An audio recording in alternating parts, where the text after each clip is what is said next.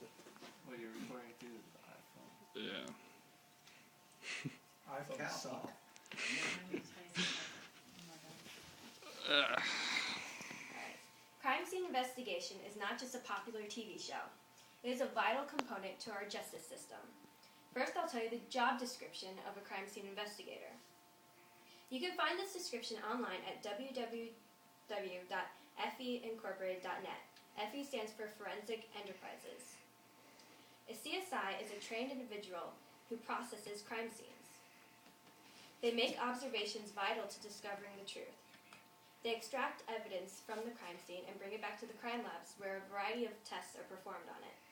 They are responsible for making it possible to bring justice to the victims of the crime.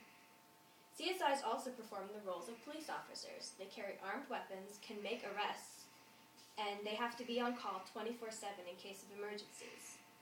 Their main role, though, is to process crime scenes. To thoroughly process a crime scene, there are procedures starting from their arrival on the crime scene and to the documenting of the crime scene at the end. The following speech is to inform a summary of these procedures. We'll begin with their arrival on the scene. One of the most important aspects of working a crime scene is processing the scene. When processing it, it means that you need to preserve the scene with minimal contamination and disturbance of the evidence. The procedure of a CSI's response to a crime scene can be found online also at ncjuniors.gov under Criminal Investigation. Upon arrival, the CSI has to assess the scene and must treat all incidents as a crime scene. The CSI must also make note of any evidence, any cars, any other people, and also the environment of the scene. Anything could prove to be useful. The first thing to be recorded, though, is the time the call was made for the law enforcement to reach the crime scene. Also, the address of the crime scene needs to be recorded, and the time that the first officer arrives there. They must approach the scene carefully because there is no way of knowing if the suspect is still in the area, and the scene could still prove to be dangerous. Observation is one of the most important skills of a CSI. One has to be able to carefully observe the scene without disturbing evidence, and they also have to be aware of one's own safety as well. The slightest thing out of place could prove to be the key to crack the case. The second step is to make sure the scene is safe. This means that they have to be aware of any hazardous materials around, such as chemical or gas leaks or electric wires, and also any suspicious people on the scene. All this checking for safety issues must be done quickly, though, because immediately after, they need to aid in medical help with any of the victims on the scene. After checking victims for any signs of life and giving any emergency medical aid, they must call for medical backup. Then they must help with the paramedics, ensuring that the victims get their aid and also preserve any evidence on them that needs to be not contaminated, such as tears on the clothing or bite marks or residue around or on the victims. If there's a chance the victim could die, the CSI must attempt to get the victim's dying declaration. This means the last statement saying what happened to the victim. To help show how this is done, I have a visual aid. You can come up here. Quick visual aid of how to get a dying declaration.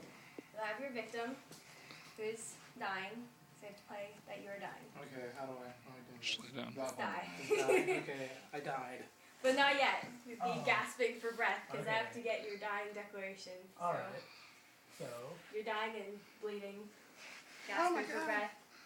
Oh my gosh, what's happened here? Why are you dying? And okay, Gasping for the breath. victim will tell me, Corey shot him in the nose and he's a psycho. So we have a dying declaration.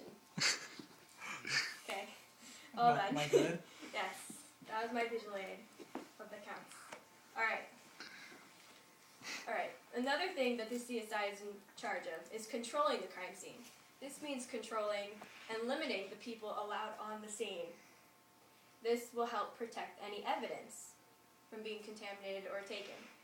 They also have to separate between the witnesses and the suspects and get statements from each of them.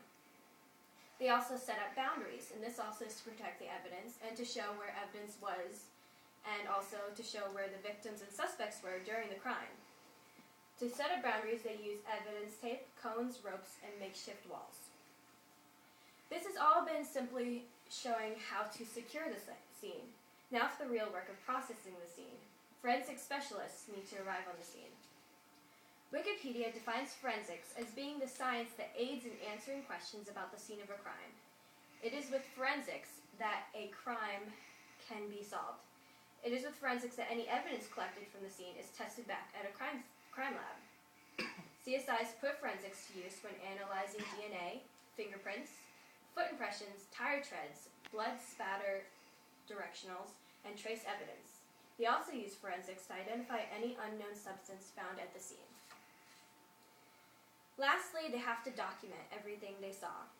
After the dusting for prints and collecting evidence, it is time to document once again. The entire crime scene must be described in full detail. CSIs use photography, measurements, and sketches to aid in their documenting, along with their personal notes of observation. Also, any piece of evidence found must be documented in its original form of where it was found. Alright, so now you know the difficult job of a CSI. It is a strenuous career. They are called onto the scene at any time in any weather conditions and are subjected to many disturbing and sometimes very gruesome sights. Justice could not be served without them, though. Crime scene investigation is truly a noble career.